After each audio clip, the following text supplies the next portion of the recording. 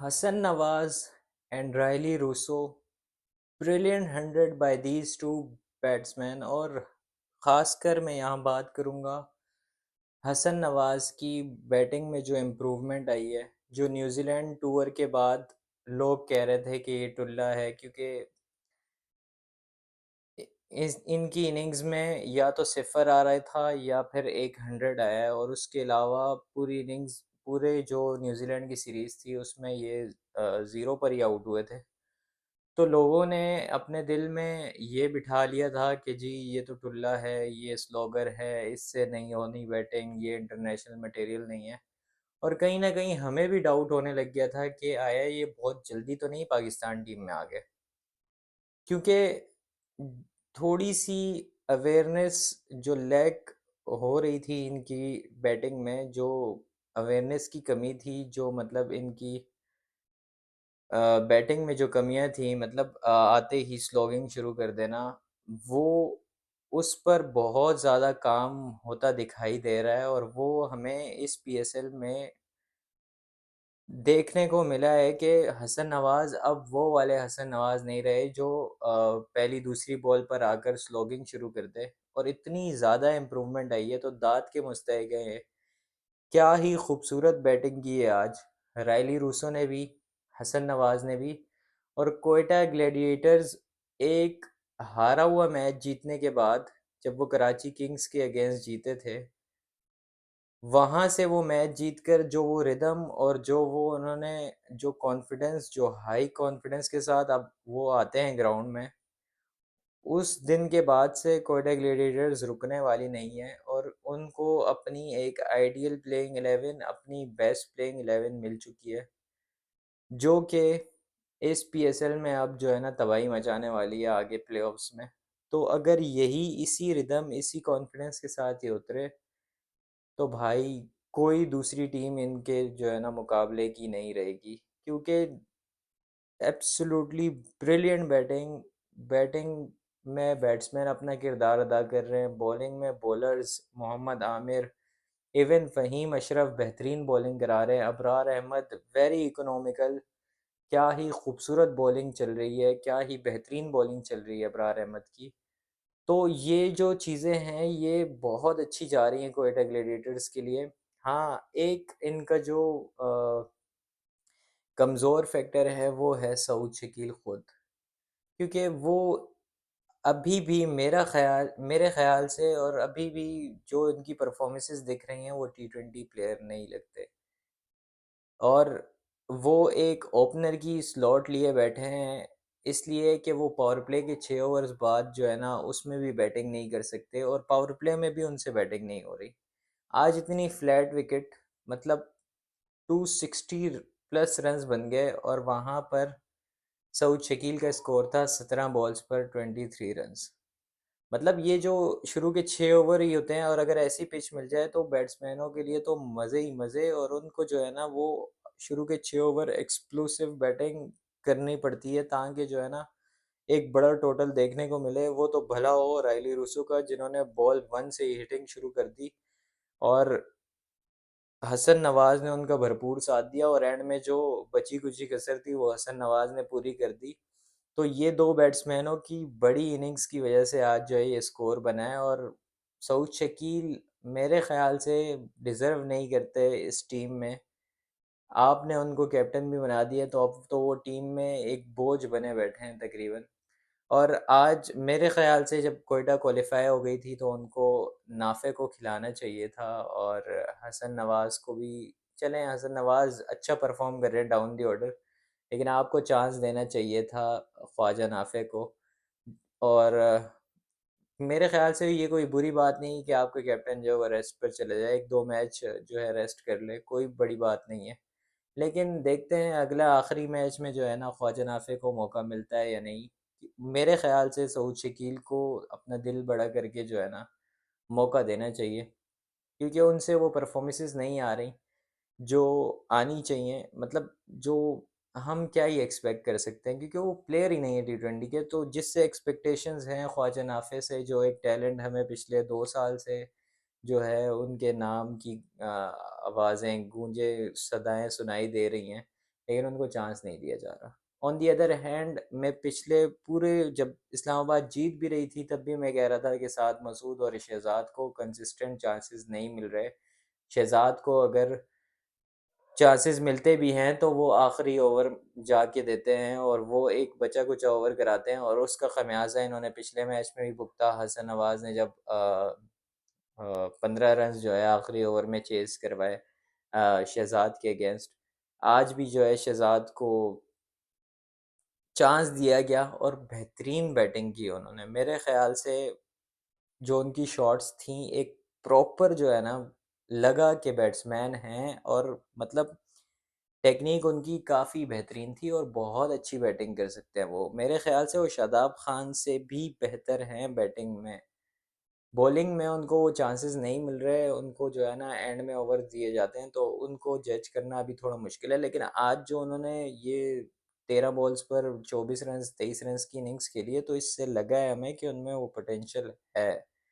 और जिस तरह on the other hand Khurram Shahzad ने जिस तरह आज मोहम्मद नवाज़ को जो है ना वो अपने जाल में फंसाया है शॉर्ट बॉल के। पहले चौका लगा फिर छक्का लगा उसी शॉर्ट बॉल पर, लेकिन वो एक तजुर्बा है ना। जितना खुर्रम शहज़ाद डोमेस्टिक में रगड़ा खा के आए हैं ना, जितनी उनको अभी एक्सपीरियंस है डोमेस्टिक में खेल खेल कर, वो आज देखने को भी मिला। और मोहम्मद नवाज़ को जो उन्होंने सेटअप किया है बहुत ही बेहतरीन। तीसरी बॉल वही शॉट, मतलब अपने प्लान से हटे नहीं। तो ये देखकर ये जो छोटी-छोटी चीज़ें हैं ना, ये आपकी जीत में अहम किरदार अदा करती हैं। और बहुत ही बेहतरीन बॉलिंग आमिर ने जो है वो शुरू में ही मतलब ये मैच 21 ओवर में ही पता चल गया था कि कौन जीतेगा कौन नहीं। आप 260 प्लस करते हैं तो एक दूसरे मतलब एक रेयर कोई एक मोमेंट हो जाए कि ये चेज़ हो जाए, वरना बहुत बड़ा टोटल है। और टी20 में ये चेज़ करना आए रोज़ ये चेज़ नहीं होते। कभी कभार अगर कोई एक रेयर मोमेंट ऐसा हो जाए कि ये चेज़ हो जाए, लेकिन उसके अलावा ऐसा देखने को भी नहीं मिलता। और उसी एक 5% या जितना चांस था 10%, उसी को जो है ना बिल्कुल 100% में कन्वर्ट कर दिया मोहम्मद आमिर ने। जो बेहतरीन बॉलिंग उन्होंने कराई है 2 ओवर में 6 रन देकर 3 विकेट्स। क्या ही बेहतरीन बॉलिंग आमिर ने कराई। उसके बाद मतलब जिस को आज चांस मिला है क्वेटा ग्लैडिएटर्स में, सब ने जो है ना पूरा अपना हिस्सा अदा किरदार अदा किया इस जीत में। और रायली रूसो बेहतरीन बैटिंग, जब रायली रूसो बैटिंग कर रहे थे मतलब बॉल 1 से उन्होंने हिटिंग शुरू कर दी थी। और आज मूड में भी लग रहे थे शुरू से ही, क्योंकि पहली बॉल पर जब आप लॉफ्टेड शॉट मार दें लेग साइड पर, लगता है भाई दूसरी टीम को भी प्रेशर में आ जाती है कि भाई ये तो मतलब फेयर है ही नहीं। और ये जो है ना दूसरे ऑन दी अदर हैंड जब रायली रूसो इतनी ताबड़तोड़ बैटिंग कर रहे थे तो हसन नवाज काम मतलब कामली तरीके से आराम सुकून से देख रहे थे। मतलब ये नहीं कि बिल्कुल एक शैल में चले जाएं कि 20 बॉल पर 20 रन बना के खड़े हों कि मैं रायली रूसो का साथ दे रहा हूँ। इस तरह नहीं, स्ट्राइक रेट भी अच्छी की, जहाँ उनको एक शॉट लगाने का मौका मिला उन्होंने लगाई, लेकिन उतने ज़्यादा चांसेस नहीं लिए जब रायली रूसो क्रीज पर थे।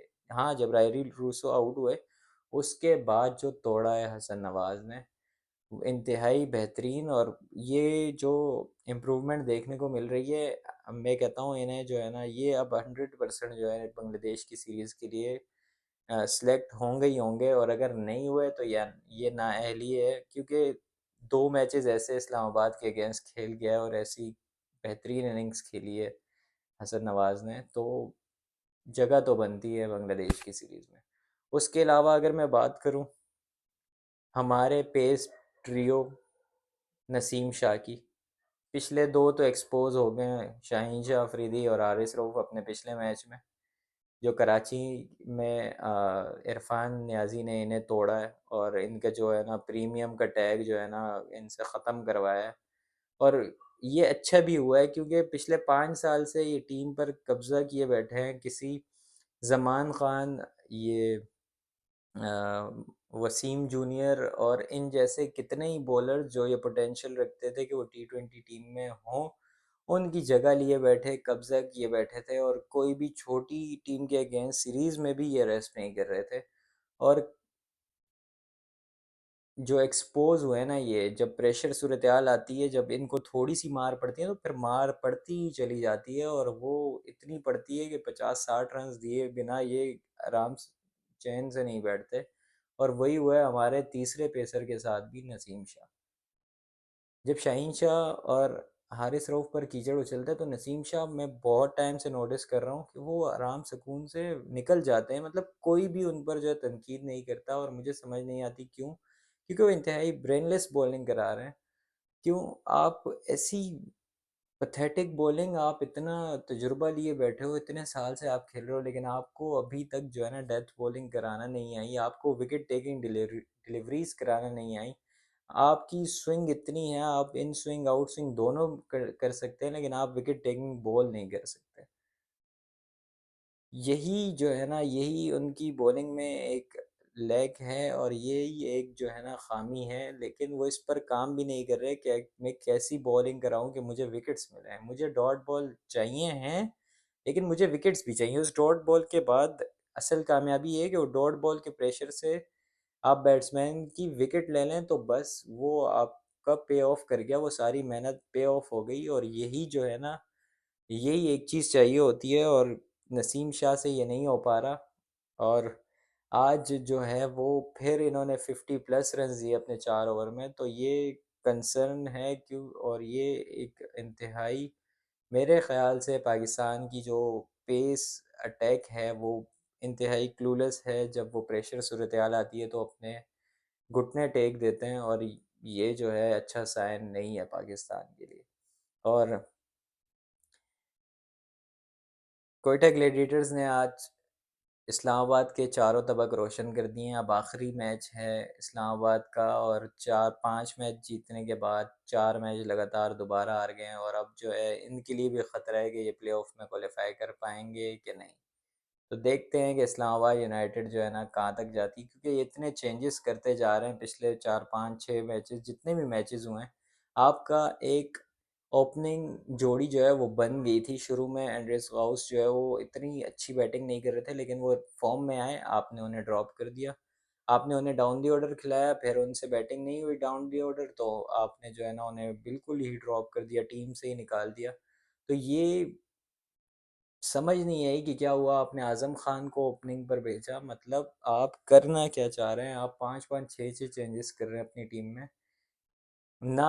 अच्छा चलें, 5-5 6 चेंजेस करके आप अगर यंगस्टर को चांस दे रहे हैं 5 मैचेस जीतने के बाद तो चलें, समझ भी आता है, लेकिन आप यंगस्टर को भी चांस नहीं दे रहे। आप जो हैं वो वही सीनियर प्लेयर चेंजेस करके दूसरे सीनियर प्लेयर, और फिर वो उनसे परफॉर्म नहीं होता तो फिर वही चेंजेस, फिर वही पुरानी टीम, तो यही चलता आ रहा है।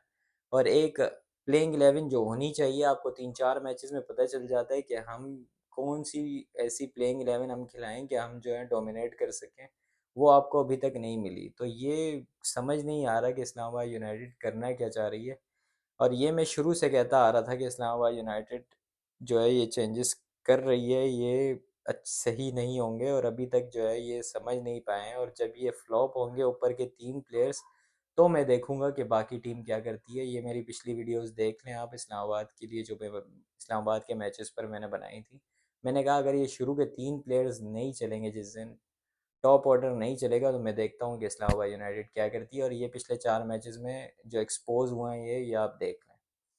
तो 5 मैचेस जब आपका टॉप ऑर्डर जितवा रहा है, तो आपका भी अब मिडल ऑर्डर का भी फ़र्ज़ बनता है वो कुछ मैचेस तो जितवा लें ताकि प्लेऑफ्स में तो क्वालिफाई कर लें। अब देखते हैं कि जगह बनती है या नहीं।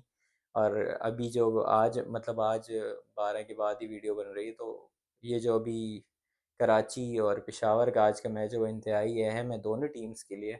और अगर यहाँ पेशावर जीत गई तो लाहौर कलंदर्स को भी बहुत ज़्यादा ख़तरा होगा और एक नॉकआउट मैच हमें जुम्मे के दिन देखने को मिलेगा। तो देखते हैं कि कौन सी 4 टीम्स, 3 अभी एक टीम तो क्वालिफाई कर चुकी है, कोयटा ग्लैडिएटर्स। देखते हैं बाकी 3 टीम्स कौन सी होंगी और कौन सी वो मुल्तान सुल्तान के अलावा एक और कौन सी टीम होगी जो इस साल पीएसएल से प्लेऑफ में क्वालिफाई नहीं कर पाएंगी। तो देखते हैं कि क्या होता है और मिलते हैं नेक्स्ट वीडियो में। तब तक के लिए दीजिए इजाज़त। इस वीडियो को लाइक कीजिए, शेयर कीजिए और सब्सक्राइब कीजिए इस चैनल को। मिलते हैं